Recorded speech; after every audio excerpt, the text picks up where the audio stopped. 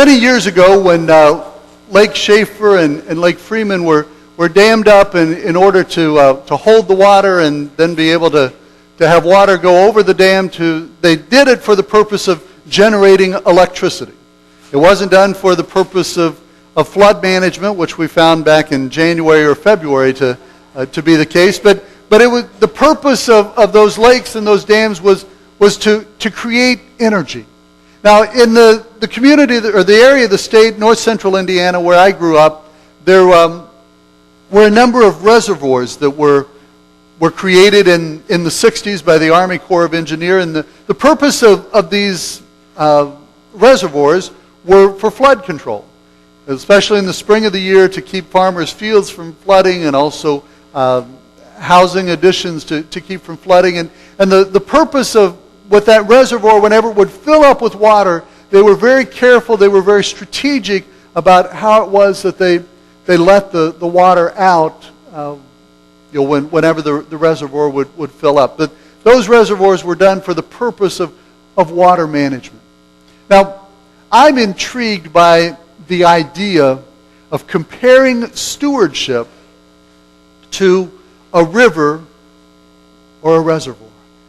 I want you to think about your stewardship life as to whether you are a river or a reservoir. A river is one in which resources flow through you into the life of another person.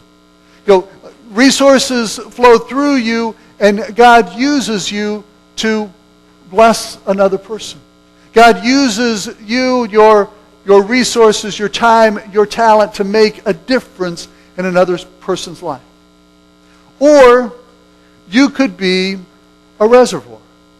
A reservoir is one that you collect all that you possibly can, and you're very careful about letting any of that go. A river is one in which water passes through. A reservoir is one where water is stored. So as a steward, are you a river through which God's blessings flow into the lives of others, or do you try and hold on to all that you possibly can? I love the story about R.G. Letourneau. And he was the inventor of large earth-moving equipment.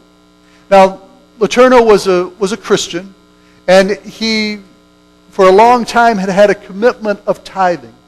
But as God blessed his business, God blessed his endeavors, Letourneau did not change his lifestyle drastically in terms of moving to bigger houses and getting more toys. But he maintained the lifestyle that he had. But as God blessed him with more resources, he chose to give more generously. And as his level of giving grew, by the time Letourneau reached the end of his life, he was giving 90% of his income, and he was living on 10%.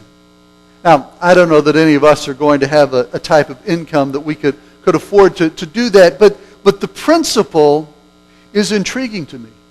And that is, as God entrusted to him greater resources, his lifestyle didn't change, but he became more generous. He allowed more resources to flow through him. As Letourneau talked about his stewardship philosophies, he said that no matter how big my shovel is, God's shovel is bigger.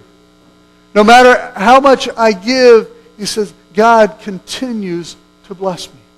Now, you think, oh, it'd be nice to have that much money and not have to worry about how much you gave. But Letourneau is one that is an example to us of a faithful steward, of one who was willing to allow God's resources to flow through him and to make a difference in the lives of others. Now, Letourneau's life was not always easy. Before he was a very successful businessman, he had filed bankruptcy in a different business. So even as we seek to be faithful in our giving, even at the level of a tithe, that doesn't mean that we're always going to live on easy street. But as we show ourselves to be faithful, as we show ourselves to be a river through which God's resources can flow, I believe that God blesses us at the level of our faithfulness. Our bishop, Bishop Michael Coyner, sends out an email to anyone who wishes to receive it. And he sends an email out every week to 10 days. And Bishop Coyner calls this an epistle. He sends it out to pastors and to lay folks. If any of you are interested in receiving that, all you've got to do is get on the conference website and sign up. And whenever Bishop Coyner writes one of his epistles, you'll get that on through your email. Well, a few days ago, he addressed the topic of stewardship. And he made a statement that surprised me. He said, giving in the church actually went up following the stock market crash of 1929.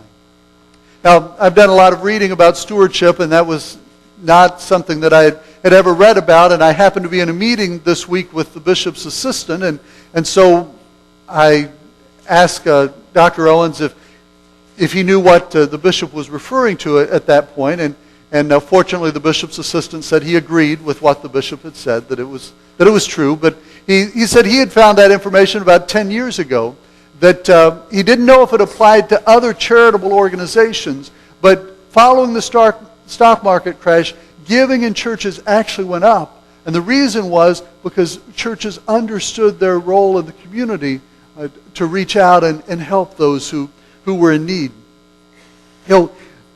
As Bishop Coyner was writing this article about stewardship, he was saying, we live in uncertain times. We don't know what it's going to mean for the church. It's much easier to look in retrospect and make a statement about history of what's happened in the past, but to look in a crystal ball as to what's going to happen in the future, that's much more difficult or impossible to do. But Bishop Coyner, as he was writing this epistle, he asked a question or posed a question to us. He said, will we be faithful during tough times as happened during the Great Depression? Or will our generation prove to be selfish and unwilling to share our limited resources? Now, I would ask the question in this way. In the midst of uncertain times, are we willing to offer ourselves to God as a river in order that blessing can flow through us into the lives of others? Or in uncertain times, are we going to choose to be a reservoir in which we hold on to everything that we can? God knows whether we're a river or a reservoir. God knows what is in each of our hearts. I'm reminded of the parable of the talents in Matthew 25. Jesus is telling his listeners about the kingdom of heaven. And he said the kingdom of heaven is like an owner who went on a trip. And before he left, he entrusted some of his wealth into the hands of his servants. And he said to one of his servants he gave 5 talents. Now, a talent was a measure of money in that day that amounted to the equivalent of 2 years of income. So to one he gave 5 talents, which was actually the equivalent of about 10 years of income. To one he gave 2 talents, or the equivalent of 4 years of income. And to a third servant he gave 1 talent, the equivalent of about 2 years of income. And it says that when the owner returned, he called the servants in and asked that they give him an account of what they'd done with the resources that he had entrusted to them. Well, the one who had 5 talents had doubled it, and now he had 10. The one with 2 talents had doubled it, and now he had 4. And the one who only was given 1 talent brought the 1 talent back and said, I've taken care of what you gave me. Here's your talent in return. Well, the servant with 5 talents and the servant with 2 talents had acted as rivers. The owner's response to the 2 servants was, well done, good and faithful servant. You have been faithful in a few things, and so now I'm going to give you responsibility over many things. Because of the 2 servants' faithfulness, because of the 2 servants did what was pleasing to the master with the resources that he had entrusted into their care, he then gave them greater responsibility. He gave them greater opportunities.